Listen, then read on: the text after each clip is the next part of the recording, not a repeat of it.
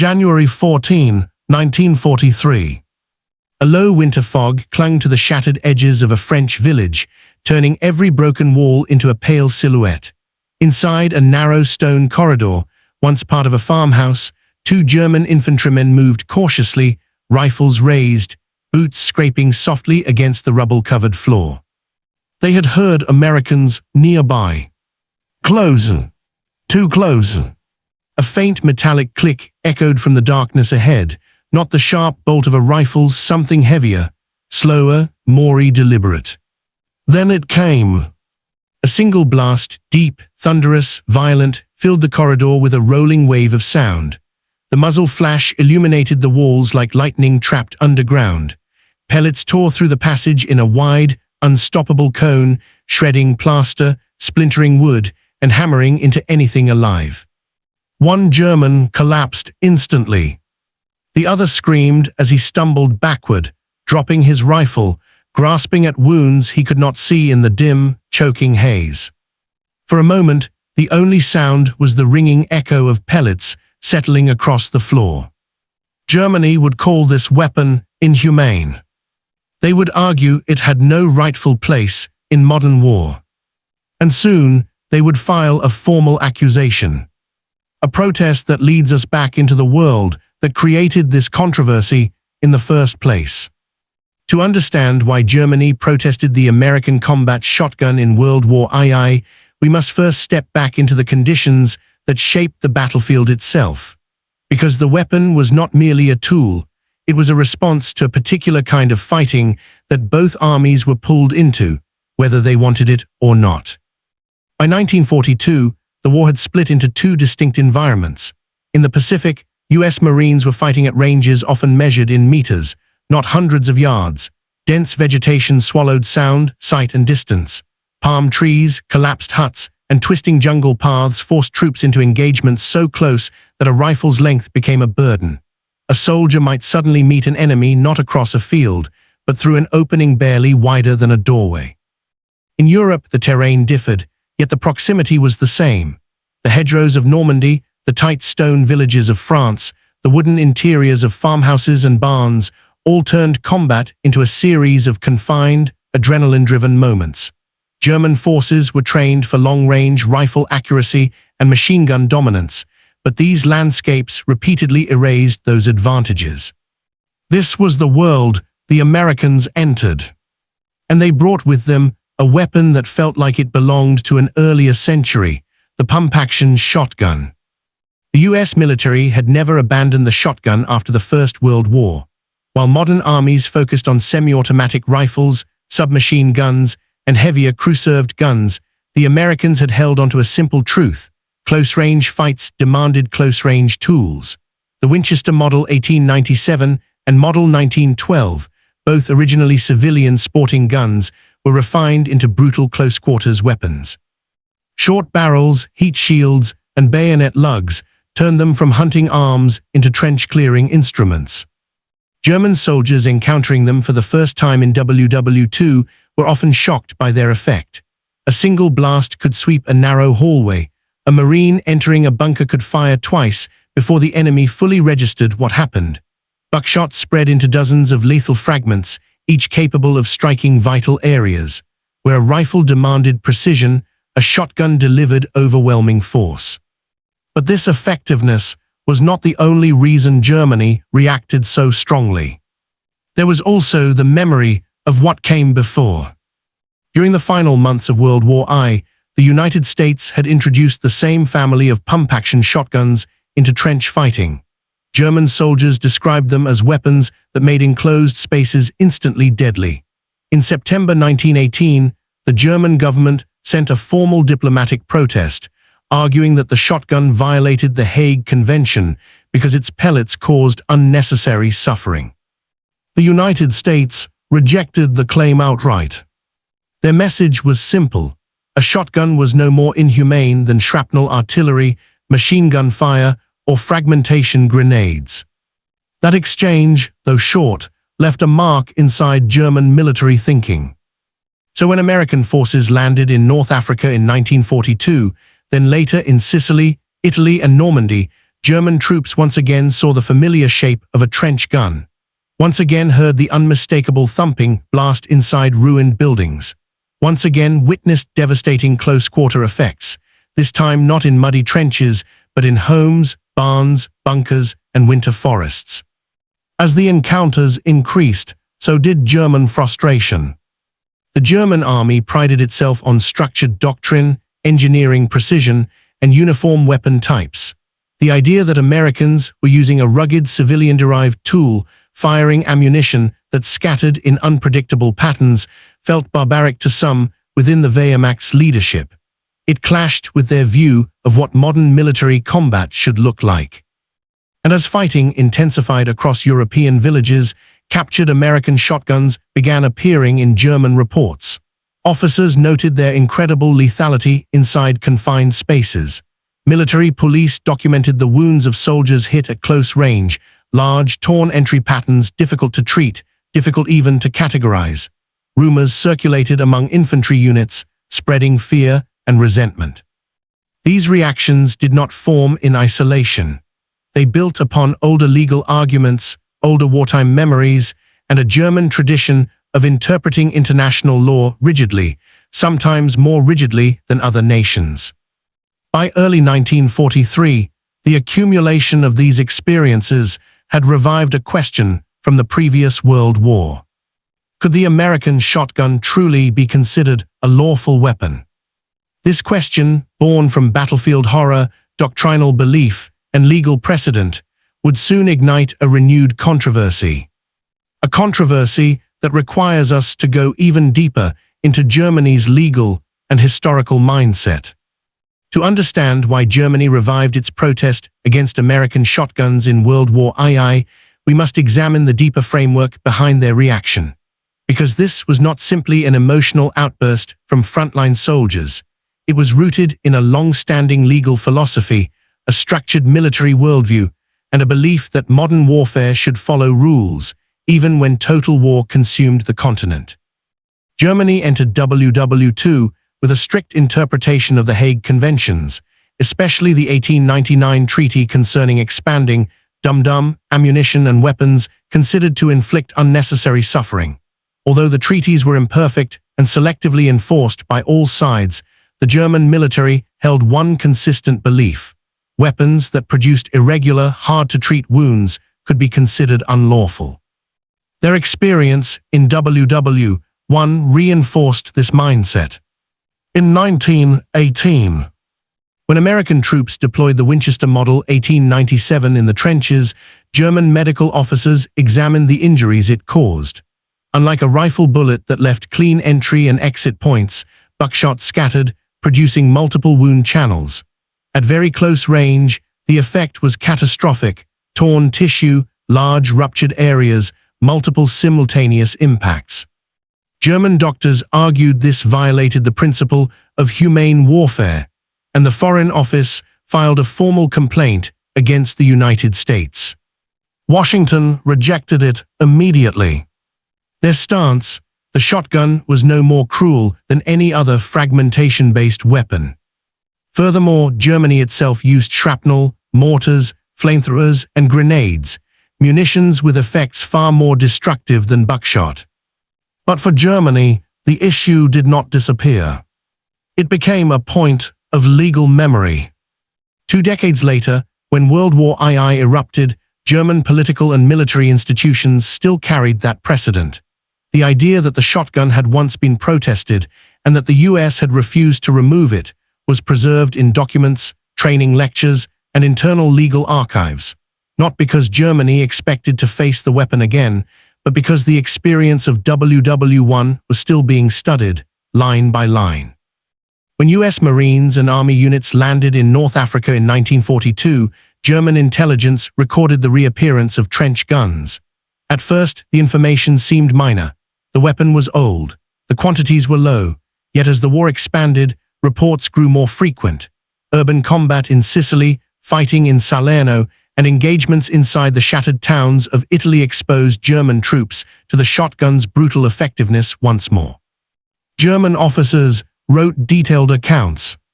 Some described seeing entire squads pinned in stairwells, by a single Marine pumping rounds rapidly. Others noted that American military police used shotguns for guarding prisoners and clearing fortified interiors. In the hedgerows of Normandy, buckshot spread through foliage with an effect rifles could not replicate, cutting through leaves and brush, striking hidden targets. The cumulative effect triggered a familiar association. Germany was reliving the final months of 1918. But the legal context of 1942-1943 was far more fragile. Germany was already navigating accusations regarding its own weapons, gas use in the First World War, hollow charge explosives, and incendiary devices. Any attempt to declare the shotgun illegal risked exposing contradictions in German military doctrine. Nonetheless, the perception of inhumanity surrounding the weapon returned with force. Inside the German High Command, the discussion began quietly. Legal officers reviewed the 1918 protest. Medical advisors prepared notes on the nature of shotgun wounds. Military commanders added field observations from Italy and France. Gradually, a consensus emerged. Although they could not ban the weapon entirely, they could challenge its use under international law, or at least denounce it diplomatically. In 1943, drafts were prepared. Internal memoranda circulated, debating the correct approach. Was the shotgun equivalent to illegal fragmentation ammunition? Was it a relic of trench warfare with no place in modern battle? Or was it simply a weapon Germany feared because of its unmatched power at close range? The question Germany faced was complicated, and for many officers, uncomfortable.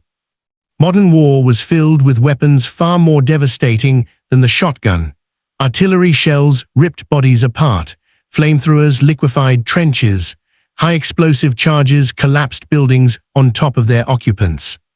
Yet something about the shotgun, the simplicity, the closeness, the raw human violence of it, felt different.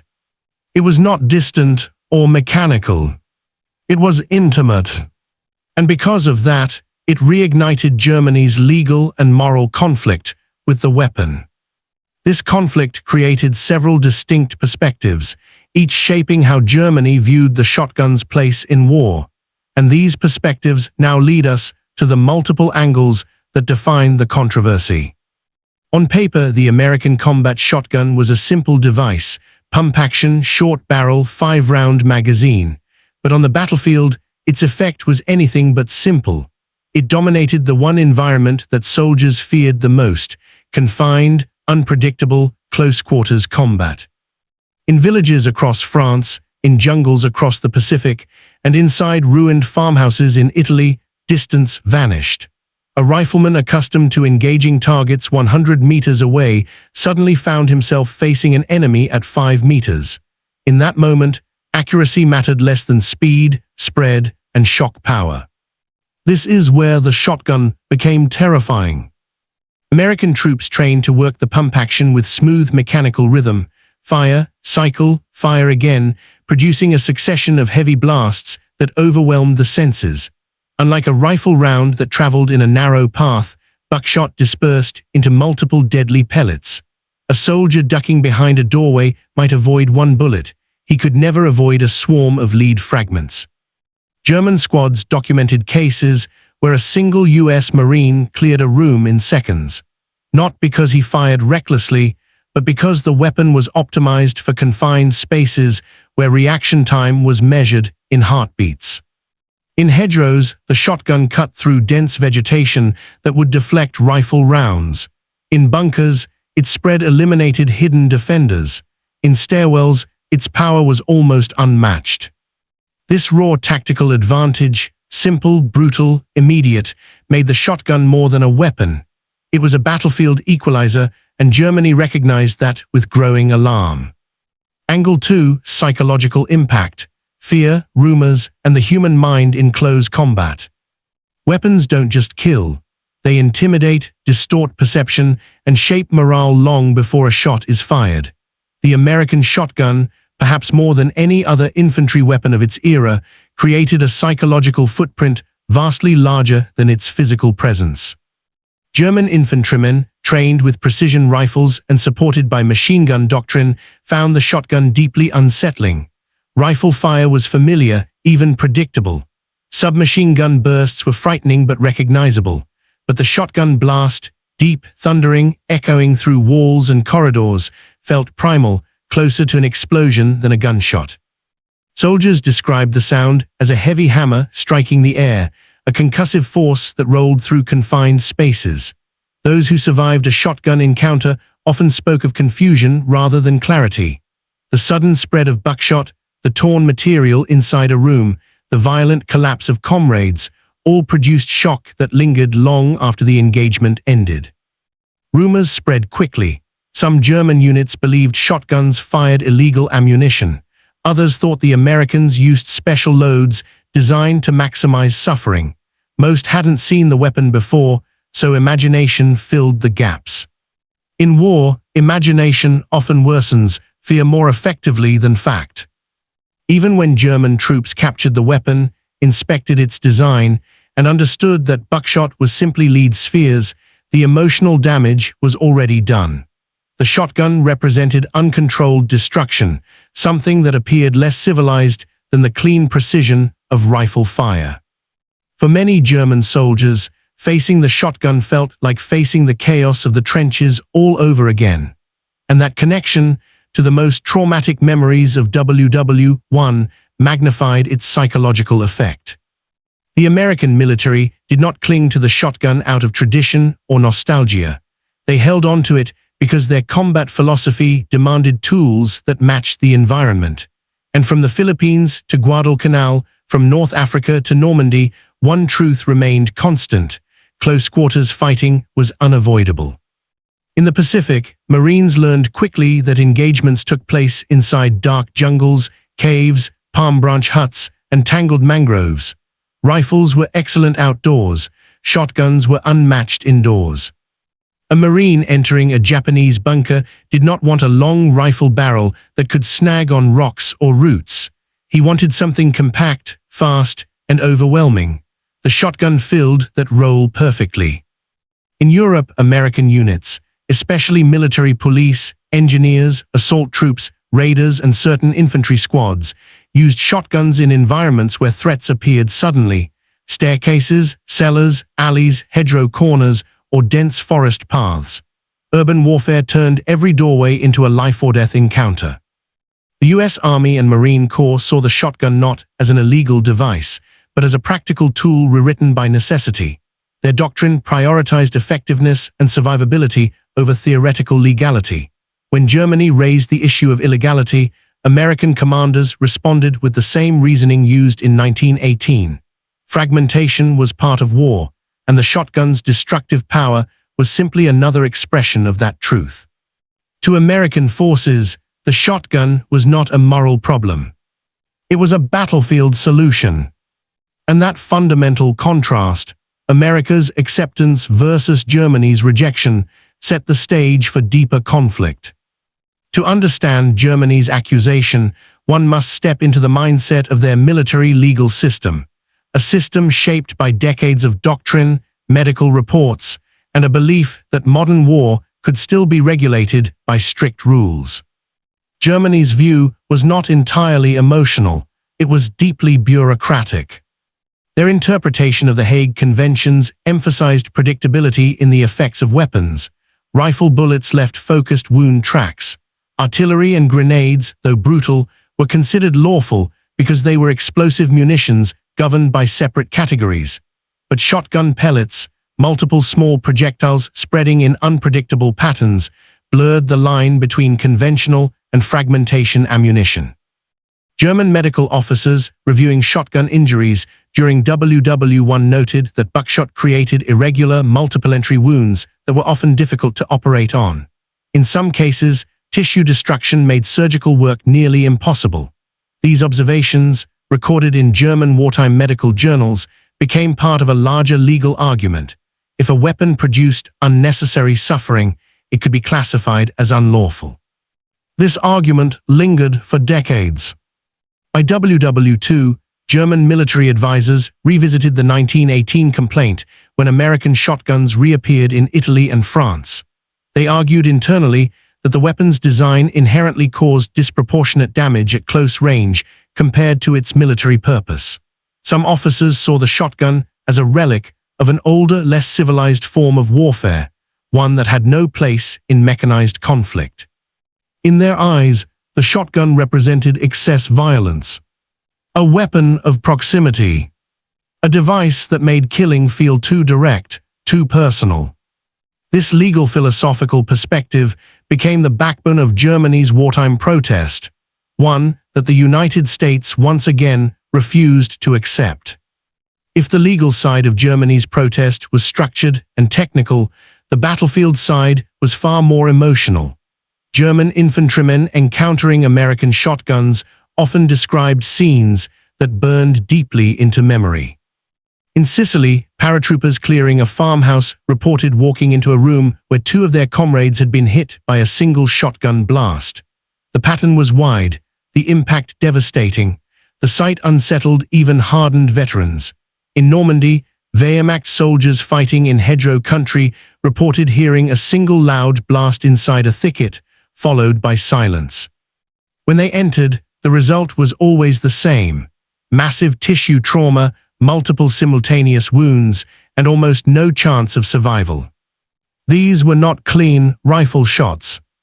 They were explosive bursts of fragmentation delivered at arm's length. German squads also discovered how the weapon shaped the tempo of combat. A room that would typically require a rifleman to fire multiple precise rounds could be dominated instantly by one or two shotgun blasts. This ability to deliver overwhelming force in milliseconds made the weapon feel unfair, especially in close quarters where German doctrine favored machine guns and semi-automatic pistols. The psychological impact was so strong that some German officers warned troops to avoid enclosed spaces when they suspected Americans were using shotguns. Others circulated rumors that the US used special ammunition designed to maximize suffering, which was not true, but fear thrives in uncertainty. The battlefield experience was raw, immediate, and horrifying.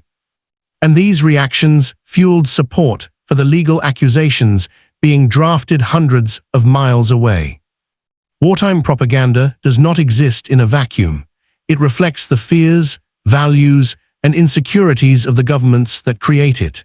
Germany's propaganda machine seized upon the American shotgun as an example of what they portrayed as barbaric enemy conduct. The narrative was simple and powerful.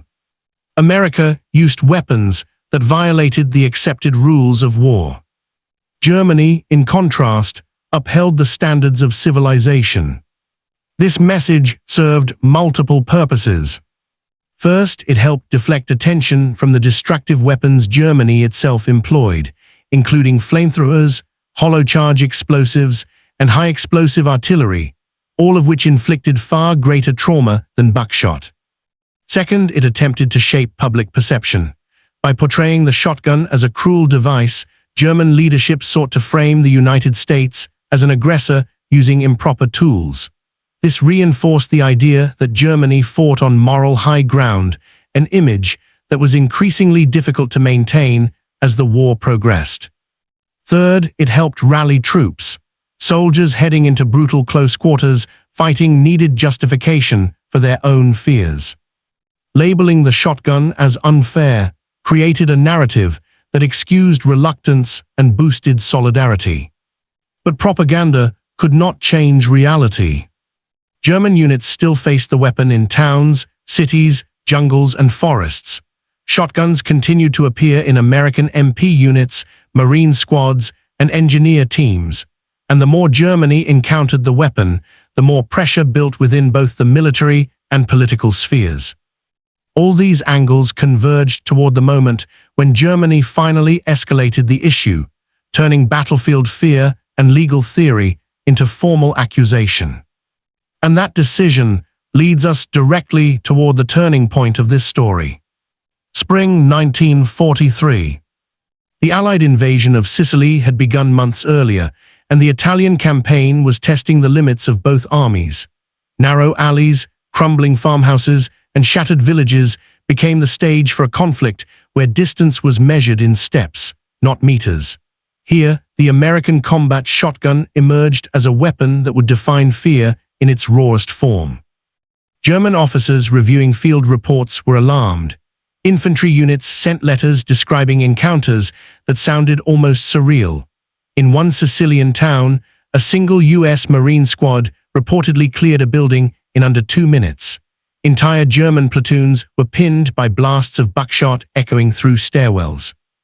The officers noted the weapon's effectiveness in tight spaces, its pellets spreading unpredictably yet lethally, its fire rate enough to dominate confined areas, and its psychological effect almost impossible to counter. Reports were meticulously logged. Photographs of captured shotguns appeared in intelligence files. Descriptions of injuries were catalogued with a mixture of horror and scientific detachment. German medics compared these wounds to those inflicted by rifle rounds and grenades. They noted irregular patterns, torn tissue, and multiple simultaneous strikes. Many concluded the shotgun's effect was terrifyingly intimate and unlike anything encountered elsewhere on the battlefield. Some officers argued internally, was the weapon fair? Could it be considered inhumane? No official protest would be filed, but discussions circulated within the Wehrmacht High Command. Tactical manuals were amended with cautionary notes: avoid enclosed spaces, approach houses from multiple angles, and never underestimate a single American soldier with a shotgun. Meanwhile, American doctrine remained unchanged. Marines and Army units valued the shotgun not for spectacle, but for practicality. In the ruins of Palermo, in Sicilian hedgerows, and later in the mountains of Italy, the weapon saved lives. Its blasts delivered instant suppression, forced enemy surrender, and cleared fortified positions with a speed rifles could not match. To the men using it, it was nothing more than an effective tool. To those facing it, it was a symbol of unavoidable brutality. The contrast between perception and reality created a perfect storm. German soldiers, already stressed by urban combat and guerrilla-style encounters, began whispering about the devil's gun. Rumors exaggerated its power, stories circulated of single-handed killings, and the mythos of the shotgun grew with each engagement. Officers recorded these tales, sometimes with skepticism, sometimes with grim acknowledgement. By mid-1943, Sicily and southern Italy became laboratories for close-quarters warfare. American shotguns consistently proved decisive. German infantry, trained for disciplined, long-range engagements, struggled to adapt.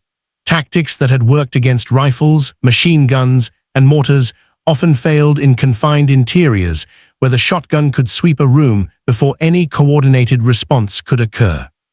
It was here, amid crumbling walls, smoke-filled corridors, and the echo of pump-action blasts, that Germany's hatred of the weapon solidified, not through legislation, not through formal protest, but through lived experience. The weapon's reputation transcended its size and simplicity. It became a psychological hazard, a tactical obstacle, and a symbol of American ingenuity in close combat. And yet this was only the beginning. As the Allies prepared for Normandy and pushed through Europe, the encounters intensified. Shotgun reports, rumors, and fear multiplied. German officers carried them forward, not as isolated incidents, but as examples of a recurring challenge. The American infantrymen armed with a weapon they could not predict and could not counter easily.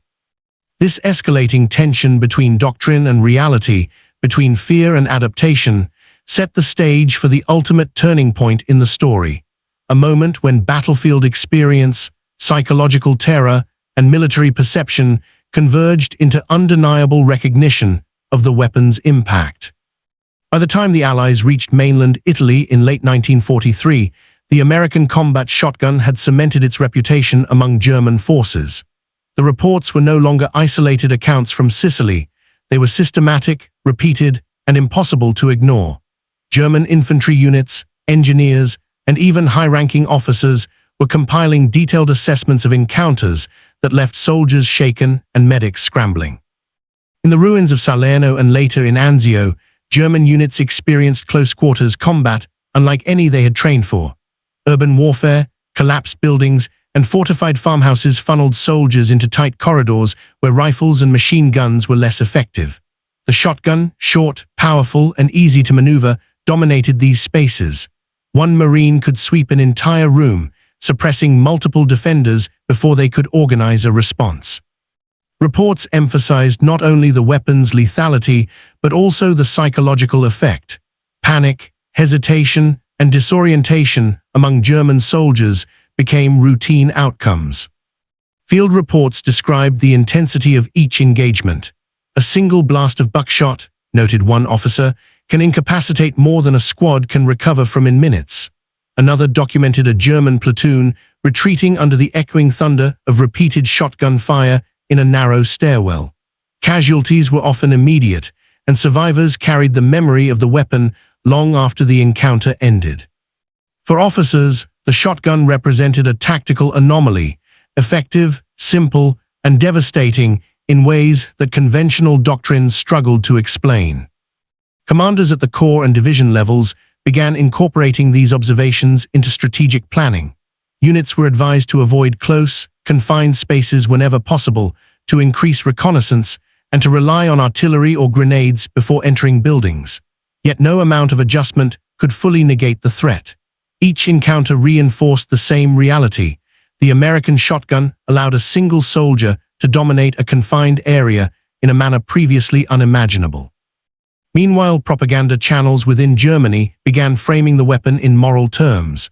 Reports circulated describing it as uncivilized and unnecessarily cruel, language intended to reassure troops and maintain a narrative of German adherence to conventional warfare standards. Despite these rhetorical efforts, soldiers on the ground continued to face the weapon and the fear it inspired directly. The American response, however, remained unchanged. Military leaders emphasized doctrine over debate. Shotguns were not ceremonial or experimental. They were practical, efficient, and widely available. Their continued deployment reflected a philosophy that prioritized the survival and effectiveness of troops in environments where traditional long-range weapons were ineffective. To the Allies, the weapon's simplicity and reliability justified its widespread use.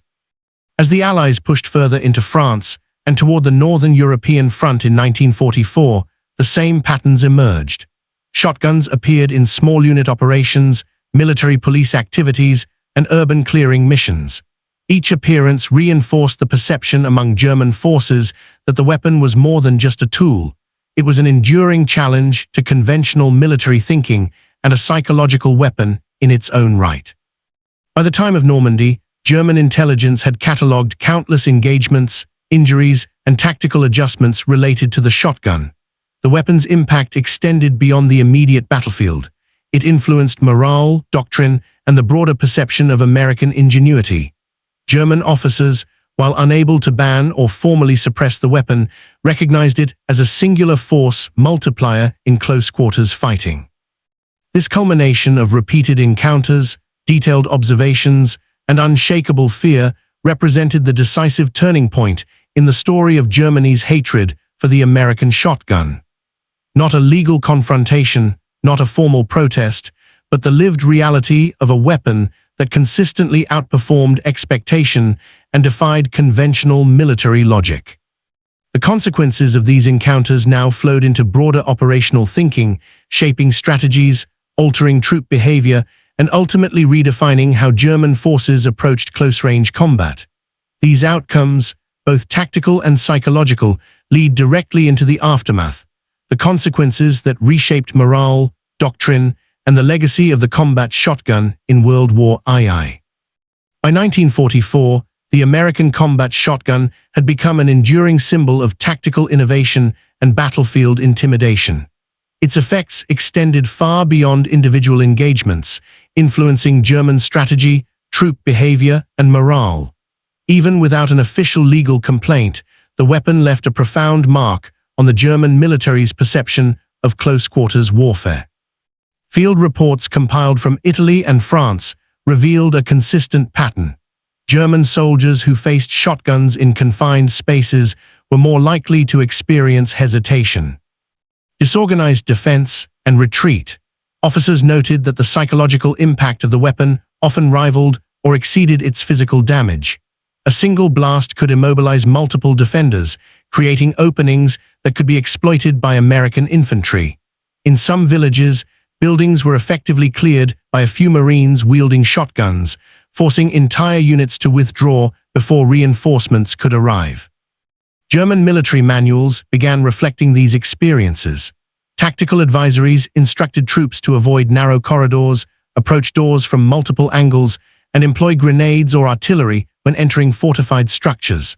The shotgun had effectively rewritten the rules of engagement at the tactical level, forcing German forces to adapt in real time. Commanders acknowledged its efficiency and lethality, even as they described it in reports as brutal or inhumane. The perception of the weapon also had lasting psychological consequences. Rumors and exaggerated accounts spread among infantry units, amplifying fear. Soldiers who had not yet encountered a shotgun in combat carried anxiety into engagements, anticipating sudden, devastating blasts in confined spaces. This collective apprehension subtly undermined confidence, altering how German troops approached urban and jungle fighting. Meanwhile, American forces continued to deploy shotguns according to established doctrine. For Marines and Army units operating in close quarters, the weapon was not controversial, it was essential. In the Pacific, jungle assaults and bunker clearing operations relied heavily on its versatility. In Europe, urban clearing, house-to-house operations, and military police duties demonstrated the shotgun's continued value. The cumulative battlefield experiences validated the U.S. decision to retain the weapon despite Germany's objections. The tension between German perception and American doctrine illustrates the broader dynamic of warfare. A single, simple weapon can have outsized effects when applied in the right context. The shotgun's legacy was not measured solely in casualties, but in its ability to shape behavior, instill fear, and redefine tactical engagement. At the operational level, German commanders responded by prioritizing reconnaissance, improving coordination, and reinforcing urban combat training. However, these adaptations were reactive. No amount of doctrinal adjustment could entirely eliminate the psychological and tactical advantages of the shotgun in the hands of trained American soldiers. By mid-1944, as Allied forces prepared for the Normandy invasion, German intelligence had accumulated extensive documentation on shotgun encounters. While not a legal dispute, this collection of reports reflected a deep-seated concern. The weapon had proven its effectiveness repeatedly in multiple theaters and against different units. Germany could not ignore it. Their responses, propaganda, cautionary directives, and tactical adjustment, demonstrated both respect and apprehension for the weapon's power. This period marks the transition from immediate battlefield experience to long-term consequences. The shotgun had influenced morale, operational planning, and the perception of American combat ingenuity. These developments lead naturally into the second section of the aftermath, where we examine the broader, enduring consequences for German strategy, doctrine, and historical memory. As Allied forces pressed northward after the liberation of southern Italy, the cumulative effect of the American combat shotgun became increasingly apparent. German units continued to encounter the weapon in villages, towns, and urbanized battlefields. Reports emphasized the same patterns: hesitation, disorientation, and rapid incapacitation of personnel in close-quarters engagements. Even experienced soldiers, trained for long-range firefights, were forced to acknowledge the tactical dominance of a single, compact weapon. The operational consequences were significant. German officers revised their approach to infantry tactics in urban and fortified environments. Strategies that once relied on precision rifle fire or coordinated machine gun support were now supplemented or replaced by new protocols emphasizing indirect methods. Grenades, flamethrowers, and artillery barrages were used preemptively to reduce risk before entering buildings where American shotguns could dominate. While these adaptations mitigated some of the threat, they also slowed operations, increased logistical demands, and reinforced the psychological edge of the American infantryman wielding a shotgun. Morale, too, was affected. German soldiers circulated stories of entire squads neutralized in seconds by a single Marine with a pump-action gun. Even exaggerated accounts carried weight, feeding fear, hesitation, and caution in future engagements. the weapon became emblematic of a broader challenge, confronting an opponent willing to exploit simplicity, adaptability, and direct action over rigid doctrinal conformity. At the strategic level, Germany could do little to counter the shotgun outside of battlefield adaptation. Propaganda emphasized American brutality, framing the weapon as uncivilized or inhumane, but it could not alter reality. The tactical advantage remained with the Allies, and the repeated successes of American forces validated their continued use of the weapon. Germany's reactions, whether cautionary training, doctrinal revisions, or moral denouncements, illustrated both respect and a grudging acknowledgement of the weapon's effectiveness. Historically, the legacy of the combat shotgun in WW2 extended beyond immediate tactical encounters. Post-war analyses by military historians highlighted its role in shaping close-quarters combat doctrine and influencing operational planning. The weapon exemplified how relatively simple tools could have disproportionate effects when matched with strategy, training, and environmental awareness. It also underscored the human dimension of warfare. Fear, perception, and psychology often proved as decisive as raw firepower. In practical terms, the shotgun influenced urban warfare, clearing techniques, and small unit tactics for decades. Modern militaries studied its use to understand psychological impact and the importance of versatility in confined environments. Germany's battlefield experiences, documented in reports and post-war analyses, provide one of the most detailed accounts of how a simple weapon can challenge doctrine, disrupt conventional tactics, and leave a lasting imprint on military history. By the end of the European campaign, the American combat shotgun had achieved an almost legendary status among German forces. It was feared, respected, and begrudgingly studied. Yet it was never banned, never formally condemned, and its use remained a testament to pragmatic military thinking. The weapon's impact was measured not in policy victories, but in the tangible, immediate, and enduring consequences it imposed on the battlefield, a force multiplier both physical and psychological. This recognition of the shotgun's influence, both tactical and human, brings us naturally to reflection, the final contemplation of what this weapon represents for warfare, morality, and historical memory. The story of the American combat shotgun in World War II is not merely a tale of a weapon. It is a lens through which we can observe the complexities of warfare itself. Simple, compact, and devastatingly effective, the shotgun disrupted conventional doctrine, reshaped battlefield behavior, and left an indelible mark on the soldiers who faced it. In Germany, the weapon became a symbol of unpredictability and fear. It was feared not only for its physical impact, but for the psychological weight it imposed. The blast of buckshot in a confined space forced soldiers to rethink strategies honed over years of training, highlighting how small innovations can have outsized consequences. This intimate, direct form of violence, so different from distant artillery or long-range rifle fire, challenged beliefs about civilized combat, even in the midst of a total war where few limits remained. For the Americans, the shotgun represented pragmatism, adaptability, and survival. It reflected a doctrine that valued effectiveness over appearance, practicality over perception. In the jungles of the Pacific and the ruins of Europe, it saved lives, cleared rooms, and allowed small units to achieve tactical objectives in environments that otherwise neutralized conventional weapons. The enduring lesson is twofold. Technologically, even simple tools, when matched with understanding of terrain, tactics, and human behavior, can profoundly influence combat outcomes.